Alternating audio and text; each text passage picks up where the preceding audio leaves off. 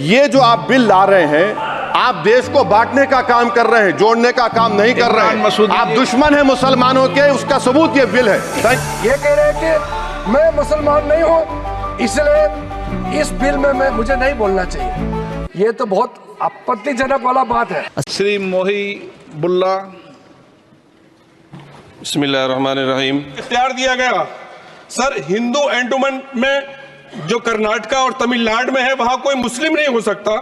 और 26 में आर्टिकल 26 का वायोलेशन है। 4 धाम में ये लिखा हुआ वाज़े तौर पर कि सिर्फ हिंदू होगा। बिहार उड़ीसा में भी यही लिखा हुआ है। पंजाब हरियाणा में गुरुद्वारा प्रबंधक कमेटी में सिर्फ सिख होगा ओनली, और ये उनका अधिकार है जिसको माना गया है। लेकिन मुस्लिम के साथ में यह अन्याय क्यों है?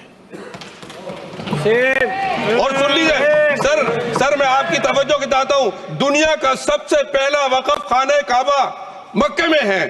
क्या हम उसके ऊपर भी सवाल उठाएंगे कि वहां पर भी हमारा कोई हिंदू भाई हो? हम अपने वकार को, अपनी इज्जत को, अपने मुल्क की, अपने शान को, अपने संविधान को खुद अपने पैरों तले रौंद रहे हैं।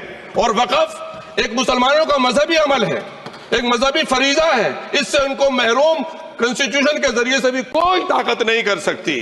सर, ये हम बहुत बड़ी गलती करने जा रहे हैं, जिसका खुमियाजा हमें अभी नहीं, सदियों तक हम भुगतते रहेंगे, क्योंकि हम खुद अपने कॉन्स्टिट्यूशन को, संविधान को, उसकी पामाली कर रहे हैं। अगर हमें इस सिलसिले में, मैंने सर पूरा मैंने उसको मध्यम से पढ़ा है, और मैंने पूरी 40 तरामीम जो उसमें गलत है उसको लिखकर जो है वो मैं लेकर आया हूं। सर, इसके जरिए से सरकारी अमले को बाज़ाब्ता तौर पर यह हक आखिर तो कलेक्टर को दिया जा रहा है। सर्वे कमिश्नर के इख्तियारात खत्म किए जा रहे हैं। आखिर सर्वे कमिश्नर भी तो गवर्नमेंट ऑफ इंडिया का होता है। सर, ऐसे कैसे कर सकते हैं हम? और फिर सर, उसमें मेरे मजहब के मुतालिक चीजें हैं, तो वो कैसे कोई दूसरा तय करेगा? क्या कुरान में क्या लिखा है, फिक़ा में क्या लिखा है, इस्लाम में क्या लिखा है, ये आप तय करेंगे या मैं तय करूंगा? सर, इससे हम मजहब में दखल अंदाजी कर रहे हैं, इंटरफेरेंस ऑफ द रिलीजन कर रहे हैं। सर, इस तरह के कवानीन से मुल्क की साख को नुकसान पहुंचेगा। कॉन्स्टिट्यूशन की स्प्लिट हम खत्म कर देंगे, और अगर ये होगा तो कोई भी अकलियत, कोई भी माइनॉरिटी अपने आप को हिंदुस्तान में सेफ नहीं करेगी। पिछले दिनों सिखों के साथ भी ये हुआ, और कुछ ईसाई भाइयों के साथ भी इस तरह के वाकयात हुए हैं, जिसकी वजह से सब लोग अपने आप को असहाय महसूस कर रहे हैं। 10 साल से जो मुल्क में माइनॉरिटीज के साथ, उनके हुकूक के साथ, उनके रिलीजन फ्रीडम के साथ जो खिलवाड़ किया जा रहा है, उससे रूह कांप जाती है। और ऐसा महसूस होता है कहीं ऐसा ना हो कि जनता इन हुकूक के लिए, कॉन्स्टिट्यूशन को बचाने के लिए दोबारा सड़कों पर आ जाएगी। आपके माध्यम से खास करके कांग्रेस पार्टी को कहना चाहता हूं, ये अमेंडमेंट आज सरकार इस सदन में ला रहे हैं, एक तरीके से आप लोगों ने जो भी कदम उठाया है, आप लोगों ने जो भी चाहा है, वो आप नहीं कर पाया, वही चीज करने के लिए हम आज ये अमेंडमेंट प्रपोज किया गया है। अब जब मैं इसका विवरण दूंगा तो आप बिल्कुल सहमत होगा मैं जो आपके सामने में बात रख रहा हूं। और दूसरी बात, इसमें हम लोग सब चुने हुए प्रतिनिधि हैं। मैं अपना बात तर्क रखने से पहले ही बताना चाहता हूं, इस बिल का समर्थन कीजिए, करोड़ों लोगों का दुआ मिलेगा। अगर आप विरोध करोगे, चंद लोगों ने पूरा वक्फ बोर्ड को कब्जा करके रखा हुआ है, और आम मुसलमान लोगों को जो न्याय इंसाफ नहीं मिला, उसको सही करने के लिए ये बिल लाया गया है। इतिहास में दर्ज होगा कि ये बिल को कौन कौन समर्थन किया है और किसने विरोध किया है, ये इतिहास में नाम दर्ज होगा। इसलिए इस बिल का विरोध करने से पहले आप सोचिएगा, करोड़ों गरीब महिलाओं का, बच्चों का, गरीब मुसलमानों का। सर, में है 2013 में इसमें अमेंडमेंट भी आ चुका है, फिर भी इस तरह का बिल इंट्रोड्यूस करके सरकार जो वक्फ बोर्ड के पावर है, जो वक्फ ट्रिब्यूनल के पावर है, वो पूरा छीन लेना चाहती है। अब ये सब सर्वे कौन करेगा? ये सब कलेक्टर करेगा। तो वो सब करेगा तो वक्फ बोर्ड क्या करेगा?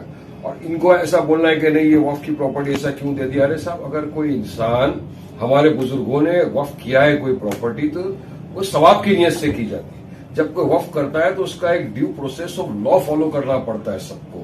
ड्यू प्रोसेस ऑफ लॉ के अंदर आपको पेपर डॉक्यूमेंट सबमिट करने पड़ते हैं, उसके बाद स्क्रूटिनी होता है, उसके बाद गवर्नमेंट नोटिफिकेशन आता है, गैजेट बन के आता है, फिर वक्फ होता है, मुतल्ली होते हैं वहां पर।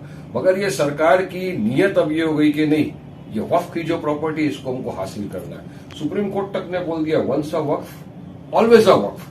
आप उस वक्फ की प्रॉपर्टी को ना बेच सकते हो, ना उस पर थर्ड पार्टी राइट क्रिएट कर सकते हो। मगर सरकार की मंशा देखिए अभी आ गया, तो हम तो बोल रहे हैं कि पूरी तरह से इसका विरोध। मोदी हुकूमत वक्फ बोर्ड की ऑटोनॉमी को छीनना चाहती है, यानी जो पहले से वक्फ हो चुकी हैं प्रॉपर्टीज, अब दोबारा उनको स्टैब्लिश करना पड़ेगा कि ये वक्फ है। ये एक्ट खुद ये बोलता है कि हर स्टेट में एक वक्फ बोर्ड होना चाहिए। ऐसे कई मस्जिद दरगाहें हैं हमारे भारत में जहां पर बीजेपी आरएसएस ये क्लेम करती है कि वो दरगाह और मस्जिद नहीं है। सबसे पहली बात तो ये है कि जब पार्लियामेंट सेशन में है तो सेंट्रल गवर्नमेंट जो है पार्लियामेंट्री सुप्रीमेसी और प्रिविलेजेस के खिलाफ ये काम करते हुए मीडिया को इन्फॉर्म कर रही है और पार्लियामेंट को इन्फॉर्म नहीं कर रही है। पार्लियामेंट जब चल रहा है तो सरकार का काम है कि इमीडिएटली आप पार्लियामेंट को इन्फॉर्म करते, बजाय इसके कि आपने मीडिया को लीक किया। अब जो मीडिया ने रिपोर्ट किया उसकी बुनियाद पर मैं ये कह सकता हूं कि ये जो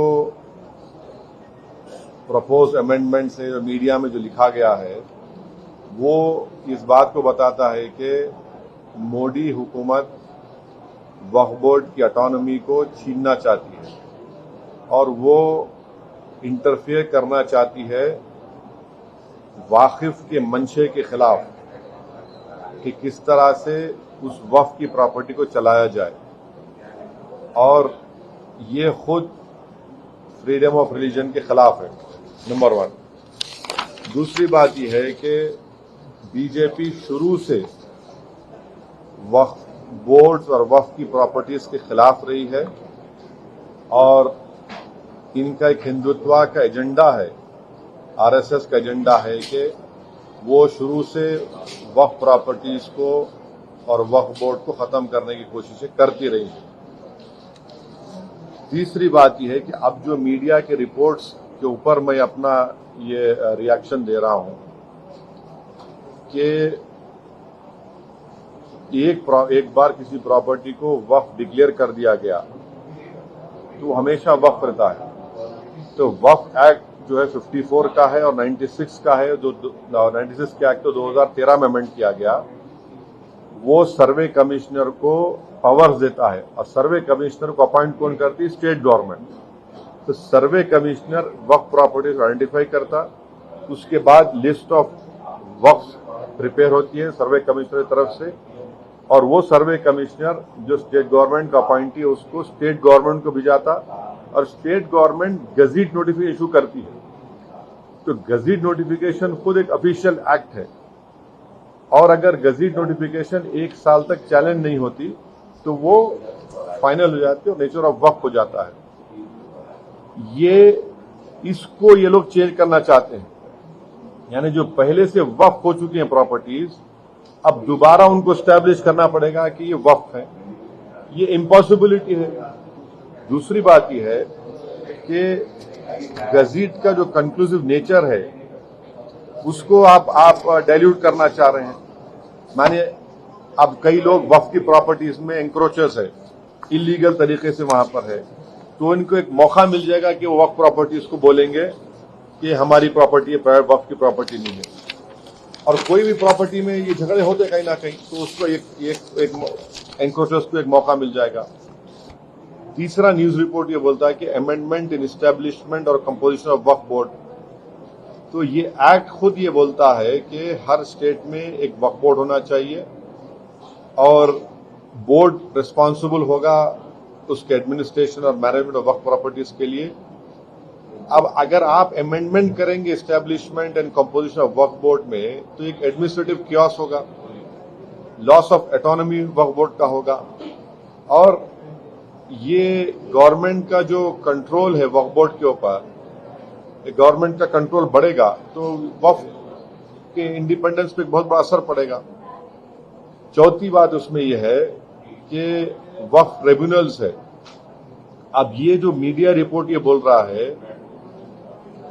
कि गवर्नमेंट इन ट्राइब्यूनल्स को डाइल्यूट करना चाहती है।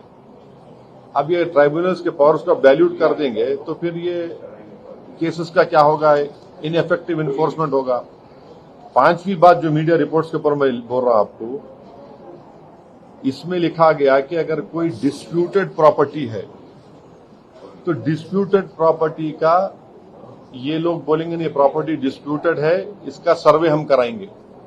अगर कोई प्रॉपर्टी डिस्प्यूट है तो उसका फैसला जुडिशरी करती। यहां पर मोदी हुकूमत डिस्प्यूट क्रिएट करेगी, उसका सर्वे कराएंगे। अब सर्वे एग्जीक्यूटिव कराएगा या सीएम कराएगा या बीजेपी पावर बीजेपी कराएगी। अब जाहिर नतीजा क्या निकलेगा आपको मालूम है। तो ये भी एक तरीका है उस डिस्प्यूटेड प्रॉपर्टीज को डिस्प्यूट बनाना, पहले फिर सर्वे कराना उसका, और सर्वे में रिपोर्ट लिख देना कि नहीं ये वक्फ नहीं है। ऐसे कई मस्जिद दरगाहें हैं हमारे भारत में जहां पर बीजेपी आरएसएस ये क्लेम करती है कि वो दरगाह और मस्जिद नहीं है। तो जो पावर जुडिशरी का है वो एग्जीक्यूटिव छीनना चाह रहा है उसको। और एक बात जो मीडिया रिपोर्ट्स के मालूम ये हो रही है कि अब कोई कब्जा करके इंक्रोचर है तो वक्फ बोर्ड को पावर है, उसके पावर्स को अगर आप छीन लेंगे तो फिर पूरा ये तो लॉस होगा वक्फ प्रॉपर्टीज का। अच्छा, उसमें एक और मीडिया रिपोर्ट में बात आई है, amendment to the process of Waqf board. ये जो वाकिफ होता है वो अगर मेरी प्रॉपर्टी में बोलते हैं वक्फ बोर्ड को मैं दे रहा हूं, मैं वक्फ कर वाकिफ हूं, मुतवल्ली मैं रहूंगा किसी और, वो आप बोल रहे वो भी नहीं रहेगा। तो बेसिकली ऑल इन ऑल ये जो है ये पूरे इस तरह का, अगर ये मीडिया रिपोर्ट सही है तो मोदी सरकार ये चाह रही है कि पूरे वक्फ बोर्ड की प्रॉपर्टीज को छीन लिया जाए, इनको मुसलमानों से छीन लिया जाए। और वो थ्रेटन कर रहे हैं वक्फ की प्रॉपर्टीज का जो कंट्रोल है वक्फ बोर्ड्स के ऊपर, ताकि उसमें तमाम लीगल एम्बिग्यूटीज पैदा हो जाना और इससे और वक्फ की प्रॉपर्टीज का नुकसान होगा। तो अब ये कंप्लीट सिस्टम को जब ये लोग अगर मीडिया रिपोर्ट्स सही है चेंज करना चाह रहे, उसमें कुछ ये करना चाहे तो कोई भी आगे बढ़कर प्रॉपर्टीज को वक्फ नहीं करेगा। और आप देखेंगे कि कई मुसलमानों के मस्जिदें हैं, दरगाहें हैं जहां पर हिंदुत्व की ऑर्गेनाइजेशन आरएसएस बोलते कि नहीं है वो। तो ये अमेंडमेंट्स आने का मकसद एक ही है कि एक तो वक्फ प्रॉपर्टीज को छीन लिया जाए, दूसरा फ्रीडम ऑफ रिलीजन के खिलाफ काम कर रहे हैं, और डिस्प्यूट अगर है तो जुडिशरी डिसाइड करेगा, एग्जीक्यूटिव कैसा करेगा। तो ये चीजें हैं जिसका हम अपोज करते हैं इसको। Sir, the proposed amendments also say that it used to enhance inclusivity by ensuring women's representation on the Central Waqf Council and the state boards. How do you see this? See, this is the real reason of doing it is not that. The real reason is interference in freedom of religion and the reasons which I have just mentioned to you. Sir, इस bill के जरिए state जो problems है land, ये सारे मसाइल हो जाएंगे। क्या कैसा क्या हल हो जाएंगे? क्या हल? देखिए, उसमें आप मीडिया रिपोर्ट पढ़े, उसमें जो डिस्प्यूट है प्रॉपर्टी में उसका सर्वे कराएंगे। आप कौन होते हैं भाई? डिस्प्यूट है तो जुडिशरी डिसाइड करेगा। आप कौन होते करने वाले उसको? आप होते कौन? आप पॉलिटिकल एग्जीक्यूटिव डिस्प्यूट के नाम पे इंक्वायरी कराएंगे, वो तो जुडिशरी करना चाहिए। मकसद एक ही है कि वक्फ प्रॉपर्टीज को मुसलमानों से छीन लिया जाए। ये इनका जो शुरू से आरएसएस कोशिश कर रही है, इनका आरएसएस बोलती आ रही 70 साल से, बीजेपी उससे पहले जनसंघ बोलती आ रही है। तो ये तो डायरेक्ट सोचना पड़ेगा, ये जो अलाइज है बीजेपी के, क्या वो मुसलमानों के वक्फ प्रॉपर्टीज को छीनना चाहेंगे? जो पॉलिटिकल पार्टीज बीजेपी को सपोर्ट कर रही है इनको सोचना चाहिए क्या होगा बिहार में। इमारत शरिया की जो जायदादें छीन लेंगे क्या आप? आंध्र प्रदेश में वक्फ प्रॉपर्टी से क्या करेंगे? छीन लेंगे क्या आप उन लोगों को? ये तो उनको सोचना चाहिए, लोग जो सपोर्ट कर रहे हैं बीजेपी को। सर, इसी सरकार में बिहार से नीतीश कुमार भी जुड़े हैं। मैं बोल दिया ना, यही बात रिपीट मत करो, जो नहीं बोला पूछो आप। Sir, will you appeal the India Bloc alliance to oppose the bill? No, see, I have said what I have to say. It is for, I cannot speak for other political formation or political parties. Okay. Telangana सरकार ने आपकी बात पूरी रखी है sir, ये कोई तकरार तो कमीशन नहीं, ये हमारे एमएलएज अकबरुद्दीन ओवैसी साहब की लीडरशिप में हमारी पार्टी शुरू से कह रही थी कि हैदराबाद, साइबराबाद और रच्चाकोंडा एक बहुत बड़ा एरिया है और यहाँ पर बिजनेस एक्टिविटी होनी चाहिए और गवर्नमेंट एक फिक्स टाइम दे दे और लीगली करे। हम वेलकम करते जो डिसीजन चीफ मिनिस्टर लिए।